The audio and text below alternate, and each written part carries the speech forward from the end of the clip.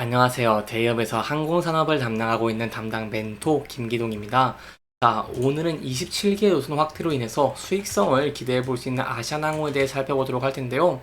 아시아나항공 같은 경우에는 원래 이런 화물 노선에 대한 매출 비중이 높았죠. 하지만 화물 노선을 매각을 하면서 이렇게 노선으로 수익성을 좀 증대시켜야 되는 상황입니다. 이러한 상황에서 노선을 확대하면서 수익성을 기대해 볼 수 있다고 하니까요. 여기에 대한 내용 제가 여러분들에게 좀 자세하게 설명해 드리도록 하겠습니다. 일단 순서로는 아시아나항공이 여객 노선의 일부를 손질한다고 하는데 여기에 대한 내용 함께 살펴보도록 하고요. 이 효자 역할을 하는 위주노선 증편과 더불어서 수익성 확보가 가능한 몽골노선 확대에 대한 영향까지 함께 살펴보도록 하겠습니다. 이제 마지막으로는 아시아나항공 같은 경우에 이제 주가가 이 주요 지지선을 이탈을 했지만 다시 반등을 하고 있는 모습을 보여주고 있죠. 여기에 대한 영향은 유가적인 측면은 좀 강하다라고 설명을 드릴 수 있겠는데요.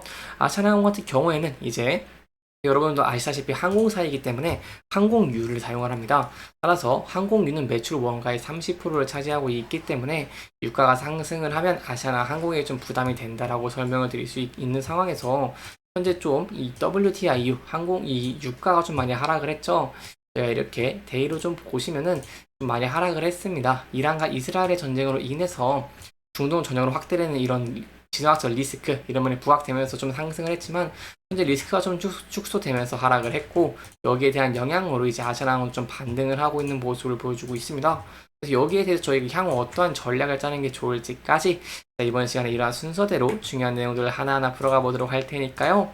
영상 시청해 주시기 전에 구독과 좋아요 한 번씩만 눌러 주시기를 부탁드리도록 하겠습니다. 아시아나항공 같은 경우 합병이 얼마 안 남았죠. 이제 미국의 승인만 받으면 되는 상황이기 때문에 아시아나항공 같은 경우 이제 수익성 확보가 좀 절실합니다. 화물선 매각이 이제 또 25일부터 본 입찰이 시작이 되기 때문에 앞으로 지켜봐야 되는 부분들은 바로 아시아나 항공이 이 여객 사업 부분에서 큰 매출을 내릴 수 있을지 이런 부분을 좀 중요하게 봐야겠죠. 이런 상황에서 아시아나 항공이 이제 여객 노선을 손질을 합니다. 구체적으로 좀 수익성 있는 구간 같은 경우에는 증편을 하고요. 그리고 이제 수요가 바닥을 칠 곳은 일단 일시적으로 중단을 하기로 결정을 했습니다. 따라서 여기에 대한 내용 한마디로 좀 정리해드리면 화물사업부가 매각이 된다고 한다면 아시아나 항공은 사실상 여객에 완전히 기대야 되는 매출 구조가 됩니다. 그 중에서도 저희가 지켜봐야 되는 부분은 바로 절반 이상의 실적을 차지하는 국제선 부분을 좀 지켜봐야 되는 것이겠죠. 따라서 국제선 노선이 얼마나 증편하는지 함께 좀 살펴보도록 하겠습니다.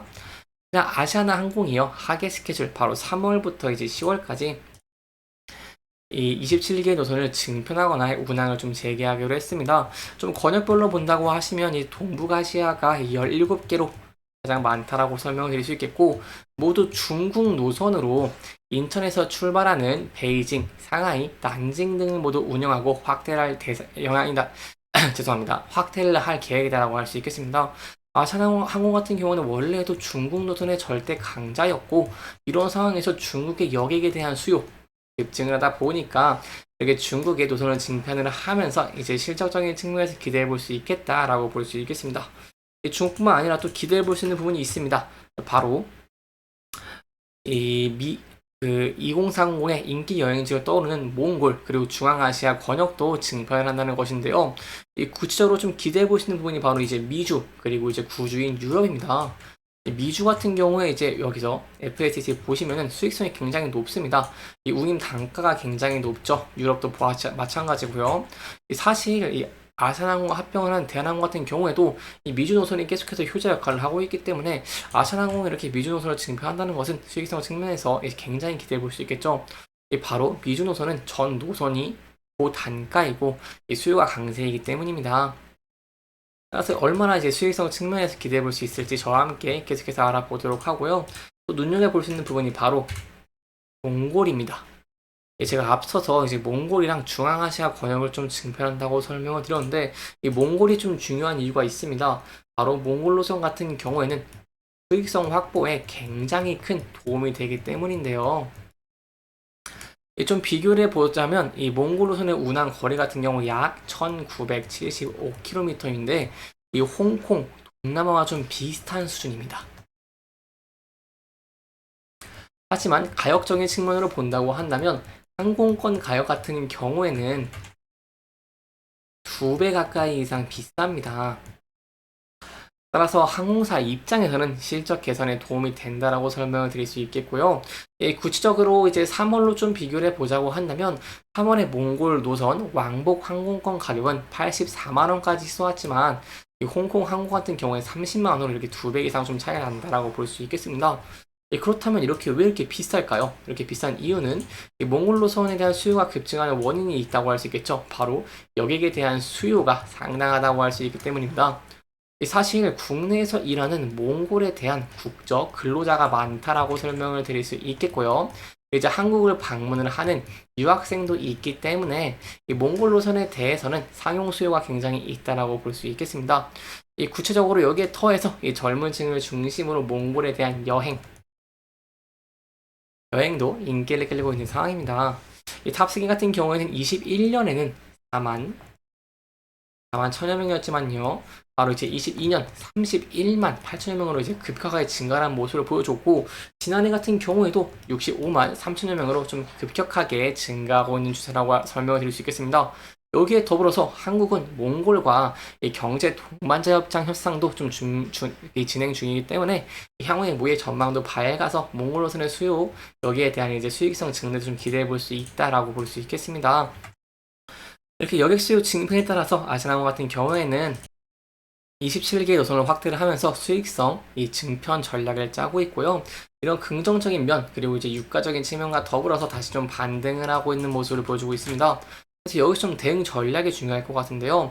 일단은 앞서서 이렇게 매물대가 많이 쌓여 있고, 앞서 저항을 받았던 이 장기동평 위선 61선과 121선이 겹쳐있는 이 구간대에서 이 저항을 받을 가능성이 높기 때문에 이 부분대를 돌파할 수 있을지 아니면 저항을 받을지 여부를 저와 함께 좀 지켜보시는 게 중요할 것 같고요.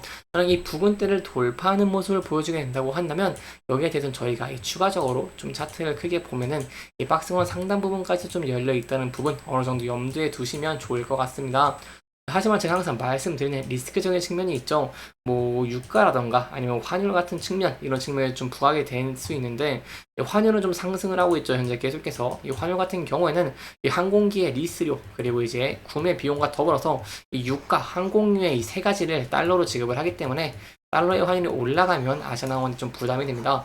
그래서 이런 유가적인 측면과 더불어서 이 환율에 대한 측면이 좀 부각되면서 주가가 하락하게 된다고 한다면 단기적으로 저희가 앞서 저항과 지지받은 구간대에서 지지받을 수 있을지 여부를 지켜보시고요.